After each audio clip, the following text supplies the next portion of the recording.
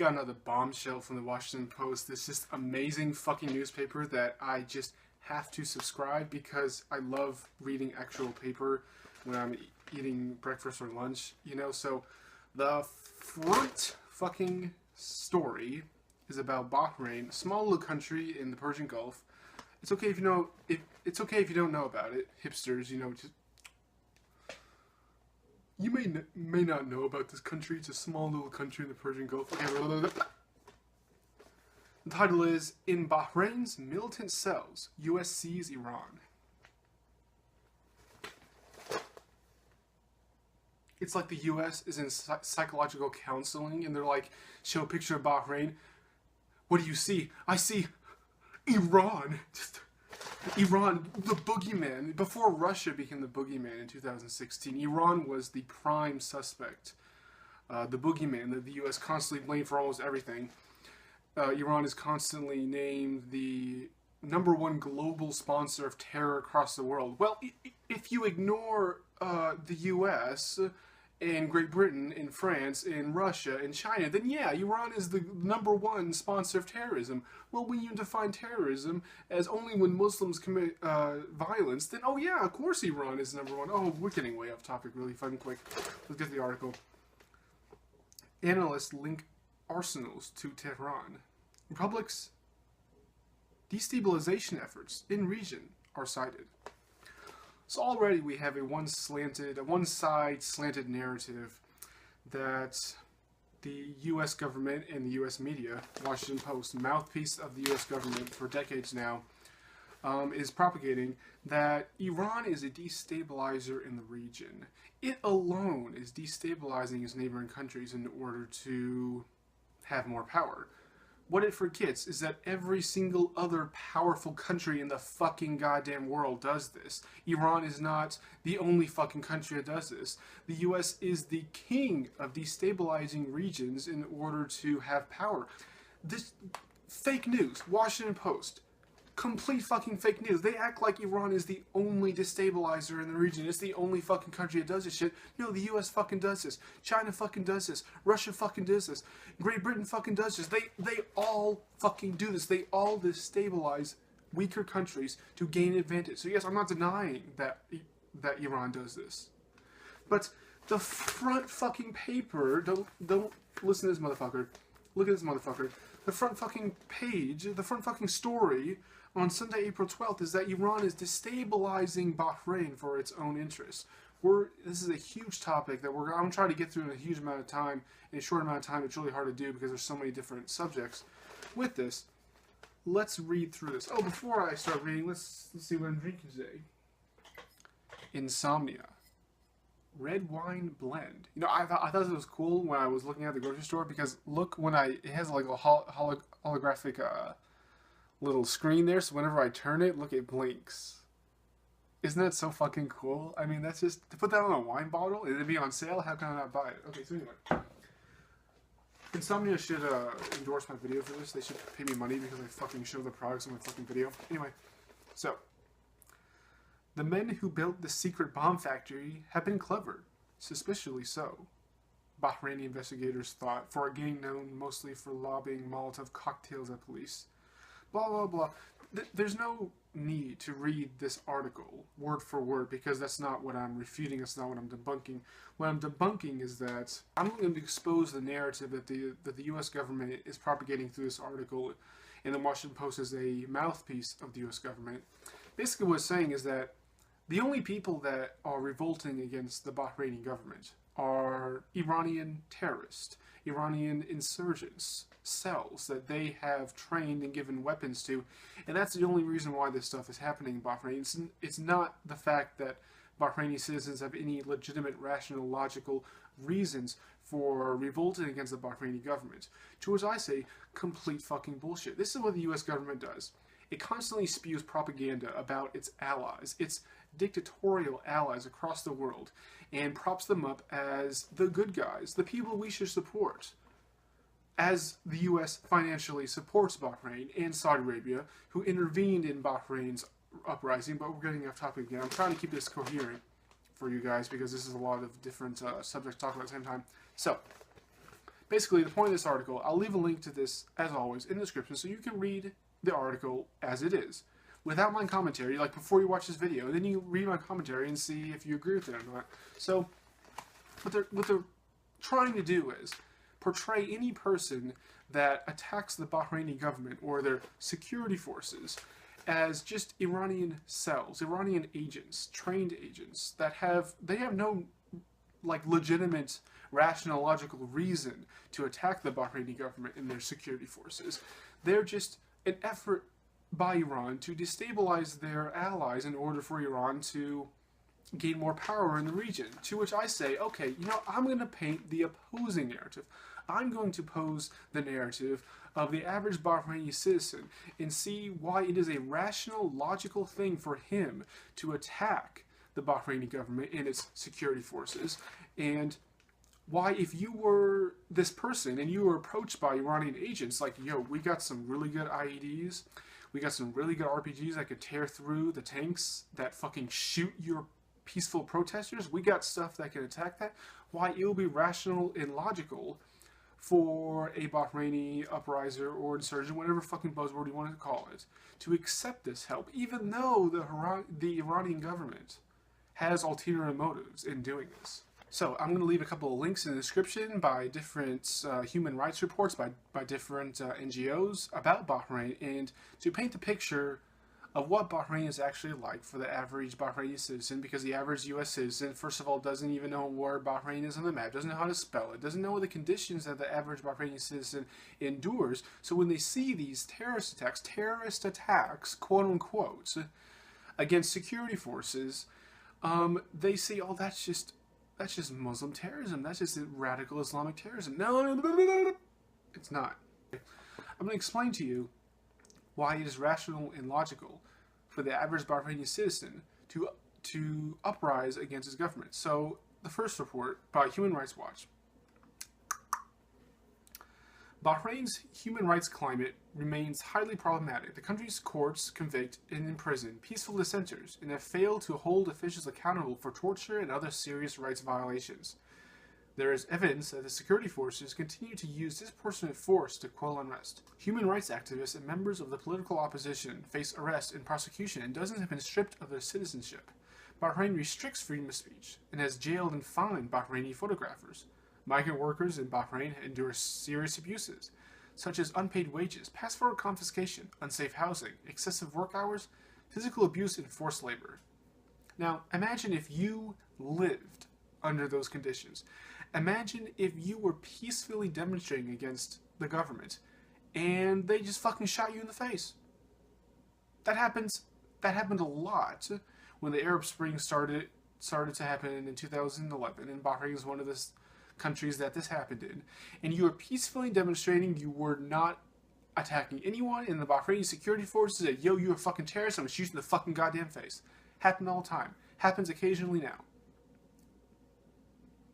If you protest against the government, your citizenship is revoked. Imagine if you were peacefully demonstrating against your government, and then the government said, you have an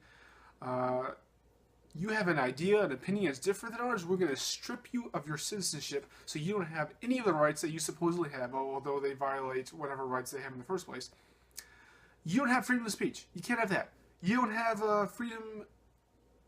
You don't have right to bear arms. Bahraini citizens cannot have weapons to defend themselves against the security forces that regularly break their rights, break into their homes, kidnap them in the dead of night, torture them into false confessions, and then hang them, all in the name of, we're fighting terrorism. It happens all the time. I'm not making this shit up. I'll leave the links.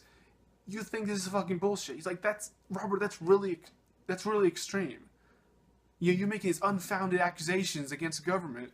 But where are your sources? All right fucking here. It happens all the time.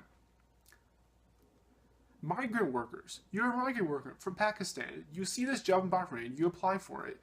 You get it. You come over, and then the Bahraini company that you work for makes you work, but it doesn't pay you for it. Confiscates your passport so you can't leave. So it's basically indentured servitude or slave labor. Unsafe housing, excessive work hours, physical abuse, and forced labor. I mean, just this is the nightmare that migrant workers live in Bahrain. This is the nightmare that Bahraini citizens live. It is 90% Shia Muslim, but the entirety of the government is 10% Sunni Muslim. So 10% control all the power, all the wealth, and they oppress 90% of the population. This is the situation that the average Bahraini citizen live in. Now, can you tell me, as a rational, logical person, why it would make sense for them to uprise against the government, throw Molotov cocktails at the security forces that harass them and make their lives a living hell every single goddamn day? Put yourself in this situation. I know it's really hard for people to do because they live their lives and think that is the whole world, and then they see this radical violence, and they say, well, why do people do that? I would never do that, because you don't live in the situations that these people live in. Let's go to the State Department's report on Bahrain. Bahrain is a constitutional monarchy, right off the bat. That is denying. Bahrain does not elect their leaders. It is a monarchy. It is a oligarchy by the family. Isa al-Khalifa. They control everything. You do not have a voice in the government that oppresses you and pushes down your head into this pavement with their fucking boot. The most serious human rights problems include limitations on a citizen's ability to choose their governments peacefully, including due to the government's ability to choose or arbitrarily or create registration difficulties for organized politically societies. So you want to create a political group that's going to oppose the Bahraini monarchy. No, they're just going to send in their security forces. You know why I do in quotes security forces every single time? Because they're not providing security. They are upholding the dictatorship. Dictatorship and monarchy is the same thing. Okay, I know.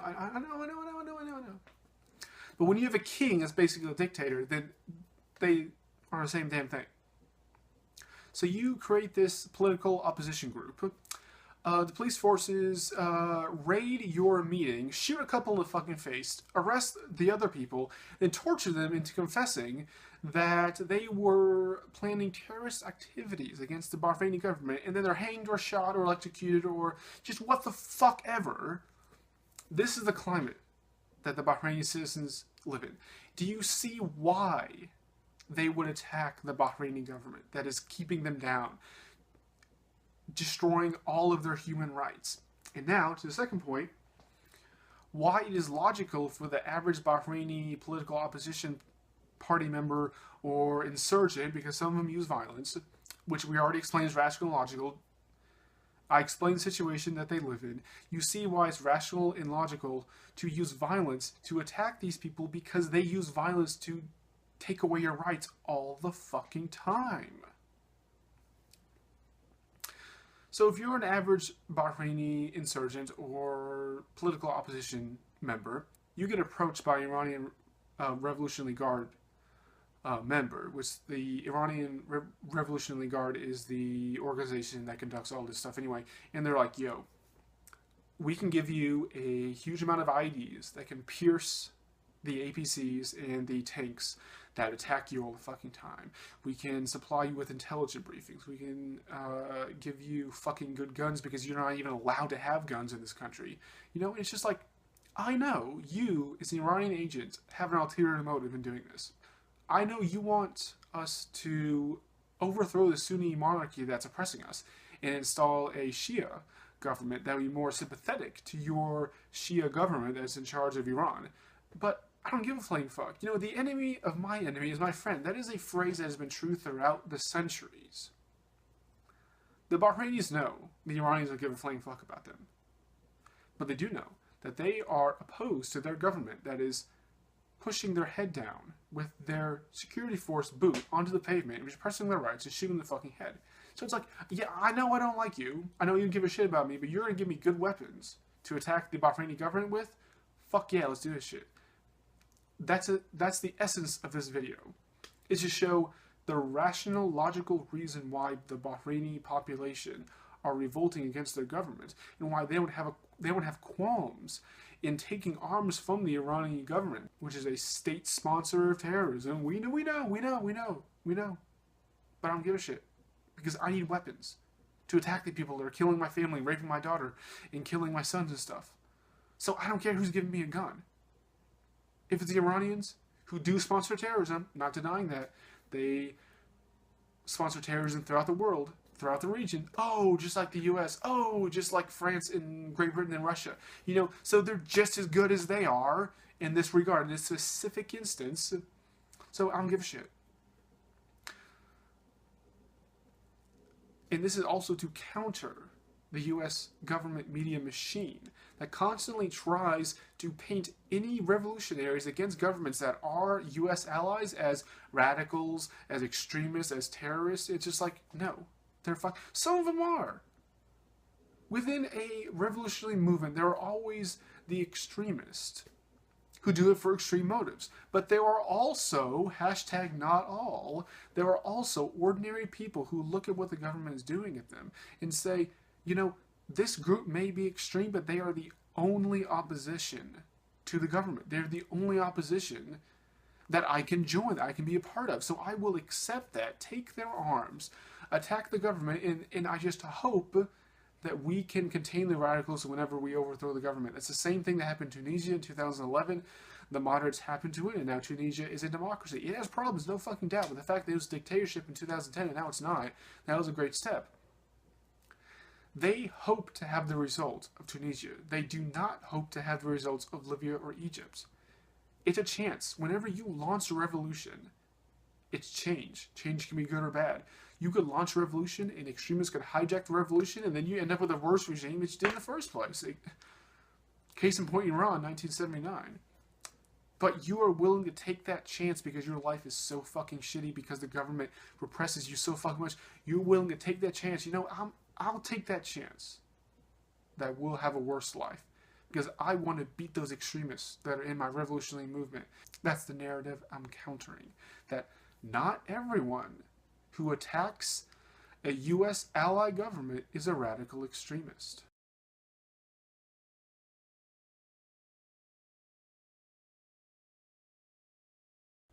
I need more drunk for this. As I slur my sentencing, can you fucking... Yo, we not... Man, I butcher my sentence sometimes. I'm going to explain to you... Jesus Christ. I'm going to explain to you... I'm like Rick from like Rick and Morty, when I'm trying to explain shit. Anyway.